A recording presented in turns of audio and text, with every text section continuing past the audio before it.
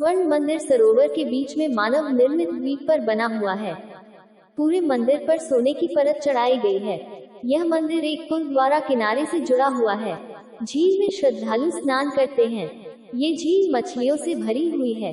मंदिर से 100 मीटर की दूरी पर स्वर्ण जड़ित अकाल तख्त है। इसमें एक भूमिगत तल है और 5 अन्य तल हैं। इसमें एक संग्रहालय और सभागार है। यहाँ पर सरबत खालसा की बैठकें होती हैं। सिख पंथ से जुड़ी हर मसले या समस्या का समाधान इसी सभागार में किया जाता है। स्वर्ण मंदिर परिसर में स्थित सभी पवित्र स्थलों की पूजा स्वरूप भक्तगण अमृतसर के चारों तरफ बने गलियारे की परिक्रमा करते हैं। इसके बाद वे अकाल तख्त के दर्शन करते हैं। अकाल तख्त के दर्शन करने के बाद श्रद्धालु पंक्तियों में स्वर्ण मंदिर में प्रवेश करते हैं। यहाँ दुखभंजनी बेरी नामक एक स्थान भी है।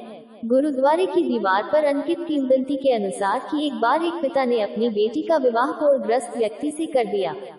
उस लड़की को यह विश्वास था कि हर व्यक्ति के समान वह कोढ़ी व्यक्ति भी ईश्वर की दया पर जीवित है।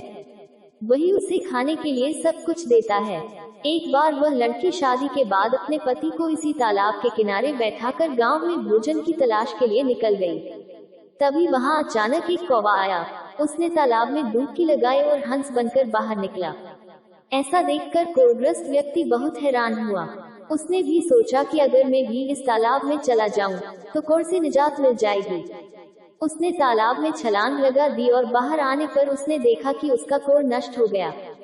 ये वही सरोवर है जिसमें आज हरमंदिर साहिब स्थित है। तब ये छोटा सा तालाब था जिसके चारों ओर बेरी के पेड़ थे। तालाब का आकार तो अब पहले से काफी बड़ा हो गया है, तो भी उसके एक किनारे पर आज भी बेरी का पेड़ है। ये स्थान बहुत पावन माना जाता है। यहाँ भी श्रद्धालु माथा टेकते हैं। परंपरा यह है कि यहाँ वाले श्रद्धालु जन सरोवर में स्नान करने के बाद ही गुरुद्वारे में मत्था टेकने जाते हैं। जहाँ तक इस विशाल सरोवर की साफ सफाई की बात है, तो इसके लिए कोई विशेष दिन निश्चित नहीं है, लेकिन इसका पानी लगभग रोज ही बदला जाता है। इसके लिए वहाँ फिल्टरों की व्यवस्था है। इसके अलावा 5 से 10 साल के अंतराल में सरोवर की पूरी तरह से सफाई की जाती है। इसी दौरान सरोवर की मरम्मत भी होती है। इस काम में 1 हफ्ता या उससे भी ज्यादा समय लग जाता है। ये काम यानी कार सेवा, कार्य सेवा मुख्यतः सेवादार करते हैं, पर उनके अलावा आम संगत भी इसमें बढ़ चढ़कर हिस्सा लेती है। गुरुद्वारे के बाहर दाईं ओर अकाल तख्त है। अकाल तख्त का निर्माण सन 1609 में किया गया था। यहाँ दरबार साहिब स्थित है। उस समय यहाँ कई अहम फैसले लिए जाते थे। संगमरमर से बनी यह इमारत देखने योग्य है।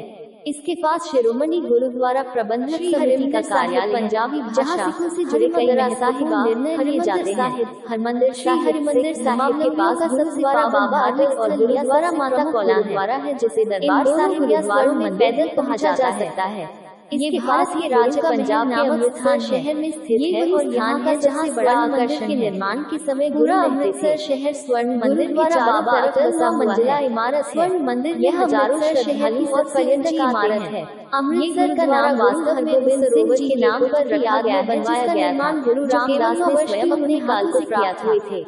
ये गुरुद्वारे की दीवारों पर अनेक चित्र बनाए गए हैं। इस गुरुद्वारे का बाहरी हिस्सा सोने का बना हुआ है, इसलिए इसको स्वर्ण मंदिर के नाम से भी जाना जाता है। माता कौला जी गुरुद्वारा के चौथे गुरु रामदास द्वारा बाबा अटल गुरुद्वारे की अपेक्षा छोटा है। कहा गया है हरिमंदिर ने लाहौर के पास वाली झील में बना हुआ दिसंबर 1588 में यारी महिला को समर्पित है, जिसको गुरु हरगोबिंद सिंह जी ने यहाँ मंदिर को कई बार नष्ट किया जा चुका है। इसके पास ये गुरुद्वारा सारागाह के कारण है और सिखों ने इसे दोबारा बनाया और आकार में बहुत ही दोबारा 17वीं सदी में गुरुद्वारा सरदार जसवंत सिंह अहलूवालिया द्वारा बनाया गया था। सिख सैनिकों को श्रद्धांजलि लेने के लिए बनाया था, जो एक बार अफगान बनाया गया है। उसकी हर घटना को मंदिर में दर्शाया के आसपास कई अन्य महत्वपूर्ण हमलावरों ने 19वीं शताब्दी में बेर बाबा की तरह नष्ट कर दिया। द्वारा लाचीबार अब महाराजा रणजीत सिंह बाबा ने दोबारा बनवाया था और वाले स्वर्ण मंदिर के सजाया था।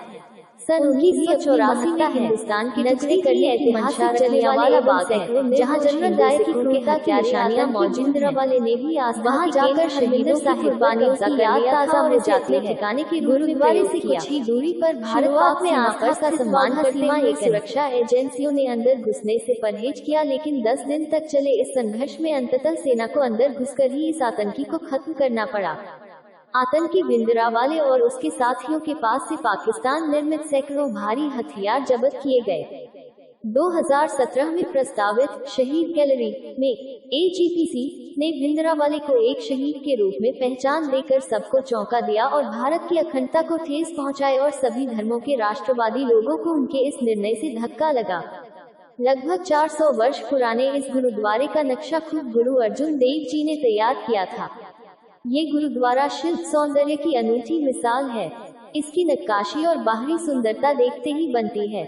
गुरुद्वारे के चारों ओर दरवाजे हैं, जो चारों दिशाओं पूर्व, पश्चिम, उत्तर, दक्षिण में खुलते हैं। उस समय भी समाज 4 जातियों में विभाजित था और कई जातियों के लोगों को अनेक मंदिरों आदि में जाने की इजाजत नहीं थी, लेकिन इस गुरुद्वारे के ये चारों दरवाजे उन चारों जातियों को यहाँ आने के लिए आमंत्रित करते थे। यहाँ हर धर्म के अनुयायी का स्वागत किया जाता है। श्री हरिमंदिर साहिब परिसर में 2 बड़े और कई छोटे छोटे तीर्थ स्थल हैं। ये सारे तीर्थ स्थल जलाशय के चारों तरफ फैले हुए हैं। इस जलाशय को अमृतसर, अमृत सरोवर और अमृत झील के नाम से जाना जाता है। पूरा स्वर्ण मंदिर सफेद संगमरमर से बना हुआ है और इसकी दीवारों पर सोने की पत्तियों से नक्काशी की गई है। हरिमंदिर साहिब में पूरे दिन गुरुवाणी की स्वर लहरियां गूंजती रहती हैं। सिख गुरु को ईश्वर तुल्य मानते हैं।